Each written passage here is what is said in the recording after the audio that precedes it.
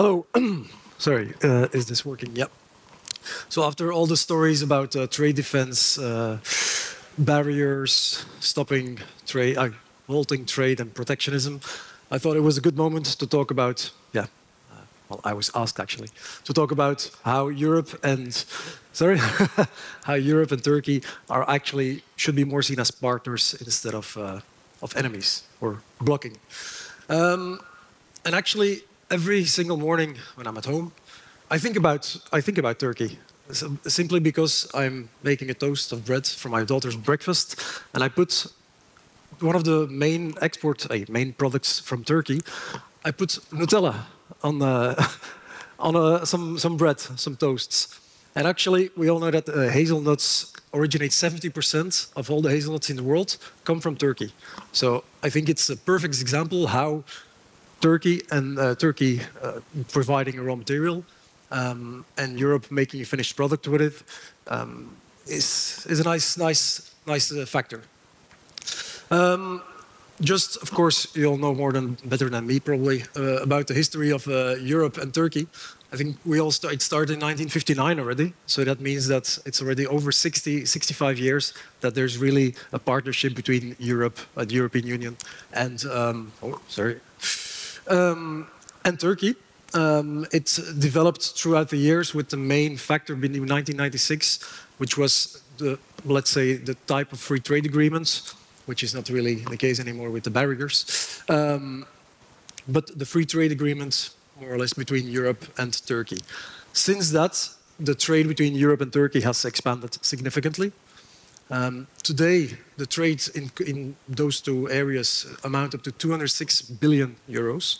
To put it into perspective, the world trade of goods in total is 25 trillion. So that represents 0.8% of the global trade, which is quite significant, certainly if we look at the world as a whole. Turkey is Europe's 5th largest trade partner. And on the other side, we also have Europe being the main export and import partner for Turkey, which again shows the alliance and the importance. Since over the past 10 years, trade has also increased by 80%. And actually, since the start of 1996, since the start of this agreement between Turkey and the European Union, we have actually seen the trade go ×4. So it's an incredible. It shows actually the benefit of the open trade that there is between Europe and Turkey. Then let me briefly go through 3 topics. Unfortunately, some items have already been touched, but I will try to go through them pretty fast. About the global overcapacity of steel, Turkey and Europe as partners, and of course, everybody's favorite topic, decarbonization. About the global overcapacity, I have slightly different figures than Jaap-Jan, but I guess he's better connected than me. We've seen throughout history, I thought it was interesting to see the difference between the production and the global steel capacity. Over the years, we've seen how, certainly in the years around 2008 and 2016, the capacity has jumped up more in line with than the production. Together with that, if you look at 2024, current overcapacity, Jaap-Jan had 602 million, I'm pretty close. But the expectation is by 2027, the global overcapacity of steel will reach over 700 million tons of steel, which is quite significant. The red line over it is actually the global utilization rate, where you also see, we see peaceful periods when, again, the utilization rate is increasing slightly. On the other hand, we are in a downward trend due to all the worries that we've had following the past few years, slightly economic industrial slowdowns. Talking about utilization rates, I found it interesting to have a look at the closer picture between Europe and Turkey about where is the capacity, where is the production of steel, and where is the utilization rates of the European and Turkish mills located. Now, if you look here, I think there's a very big discrepancy between North and the South of Europe.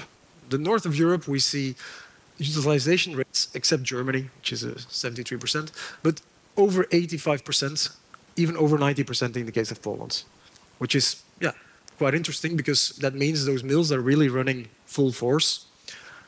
If we look on the south of Europe, including Turkey, we see that certainly Italy and Spain have a capacity utilization of more or less 60–65%, which is, of course, not enough. They should be much higher. And actually, for Turkey, it's the same. We saw in one of his previous slides that even 2023, it was below 60%. And now it's just over 62. Regarding France, I don't know if there's anybody from France here, but of course, the French is it's a slightly separate story, where Arcelor is controlling both the north and the south. But let's say, they say the biggest port of France is Antwerp from Belgium. So I think that also is slightly limiting the production there.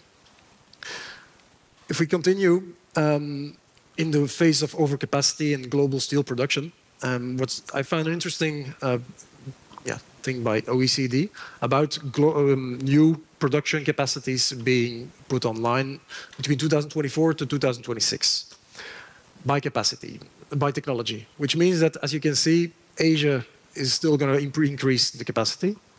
But also Europe, we see about 20 million tons of electric arc furnaces. Remember this slide because I'm going to refer back to it. But all this is also going to be part, of course, of the decarbonization efforts of the world. If we look into globalization and regionalization, I think it highlights even more the importance between Europe and Turkey. Over the past 40 years, we've seen a very, very big globalization where a lot of factories, a lot of production went to the east, direction of China, direction of Vietnam, other low-cost labor countries in the past, which helped global trade, like Jan Jaap was saying. If you open your borders 10%, you increase your GDP by 2.3%. It was 2.5. There you go. So it really helped the world to grow. However, if we look at the world today, we're not where we were 20, 30, 40 years ago. The low labor costs are gone. We have a lot more barriers. We have a lot more logistic challenges. For example, recently the Suez Canal blockage, the Red Sea attacks, which are making ships go all the way around Cape Good Hope. This is all complicating things. So following globalization, what we're noticing more and more is actually regionalization, where it's not about one single country, like the US is believing to do, or a full continent. This is really about joining efforts between Europe and Turkey together. Because following the geopolitical tensions, I mean, we have the Donald Trump issue, which is very clear, Russia-Ukraine conflicts, and the new escalation in the US and China tariffs, which is ongoing. CBAM, an important item, where Turkish mills certainly have a competitive advantage, considering the high quantity of scrap-based production and electric arc furnaces, which produces a lot less CO2. Logistic and shipping costs and risks. Like I said, we have the Red Sea disturbances currently, but also if you want to ship something from Turkey to Europe, it's there next week. Maybe in the north of Europe it takes 2 weeks, but this also highlights the speed at which our business is changing.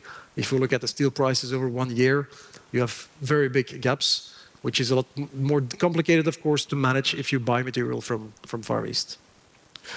And then trade defense measures. I think you've heard enough about that from Fabrizio and Jaap-Jan. Of course, with the safeguards, anti-dumping measures, slightly protectionist measures. Considering today the world is trying to decarbonize, become green, we're seeing that EAF is, of course, the first step to decarbonization. I actually compared the steel production in Europe with the one in Turkey. If we look at the EAF versus blast furnace production ratio, in Europe it has increased over the past 10 years from 40 to 45%, but still only 45%. And in Turkey, we're talking about 70%, which means that if you look at a global, full scale of all production of steel in Turkey, their CO2 emission is lower than Europe, which can only be beneficial for the future with CBAM. Also take into consideration that we're talking about those 20 million tons of EAF capacity that are going to come up in Europe.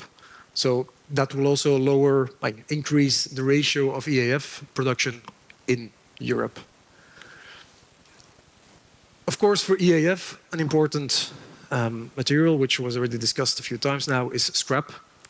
Like Jaap-Jan was saying, there is no speak about putting an anti-dumping or export duty or anything like that on European scrap. But if we look today already, with the increase of EAF production worldwide, we've seen a new standard for scrap prices. I mean, historically, okay, it goes outside of the lines, but just to put it into perspective, we're talking about a new base level. We are not talking anymore about scrap at $250, even though maybe we need it or the Turkish mills would like it. We're not there anymore. So we are stepping up another level, certainly because with all this switch to the EAF, where we will see more demand for this product. And then a final item that highlights again the importance between Europe and Turkey. If you look at the Turkish scrap imports, we're talking about 20 million tons. While we look at the European scrap exports of 16 million tons, over 10 million tons of that is between the European Union and Turkey. I think that means 60% for the EU scrap exports, just over half of the Turkish scrap imports. I think if that doesn't highlight the importance that we have between our countries, continents, I don't know how I should say it, but I think it highlights the importance for one another. So the conclusion for me, personally, looking into the trade, is that Europe and Turkey both benefit from each other. I mean, we have imports, we have exports. There's such a tight connection historically, like Jaap-Jan was saying, even from 1640 something, where this connection is long-standing. Europe, on top of that, is a key supplier of raw materials and also a good market for finished steel products. And this global political instability, even more now thanks to Donald Trump, we're seeing that there's going to be more and more a trend for regionalization, closeness, to be able to manage the fluctuations of prices in the world. It's better to buy it from your neighbor than to go all the way to the other side of the world.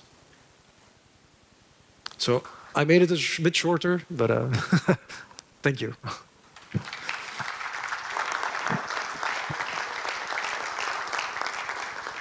Thank you so much, Mr. Taylor. Do we have any questions? I guess not. We're a little bit behind of the schedule, so I have to let you go. Thank you so much for the speech. Thank you.